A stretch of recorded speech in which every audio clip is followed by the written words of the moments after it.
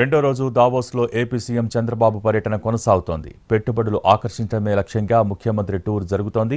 ఇవాళ స్విస్ సిటీలో పారిశ్రామికవేత్తలతో విందు సమావేశంలో పాల్గొంటారు చంద్రబాబు. ఆర్సెలార్ మిట్టల్ చైర్మన్ లక్ష్మీనివాస్ మిట్టల్తో ప్రత్యేకంగా భేటీ అవుతారు. అలాగే చంద్రబాబు బృందం గ్రీన్ హైడ్రోజన్పై సెషన్స్లో పాల్గొంటుంది. కోకాకోలా, ఎల్జీ, సిస్కో, ఇతర కంపెనీల సీఈఓలను కలుస్తారు. యూఏఈ ఆర్థిక మంత్రి అబ్దుల్లా బిన్తో సమావేశమవుతారు. ఎనర్జీ ట్రాన్సిషన్, ది బ్లూ ఎకానమీపై చర్చల్లో పాల్గొంటారు.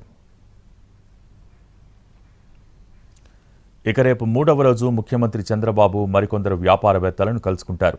నాలుగో రోజు జ్యూరిచ్కు తిరిగి వెళ్లి అక్కడి నుంచి విమానంలో భారత్కు చేరుకుంటారు. పెట్టుబడులను ఆకర్షించడం ద్వారా యువతకు ఉద్యోగ అవకాశాలు కల్పించడమే ఈ పర్యటన లక్ష్యం.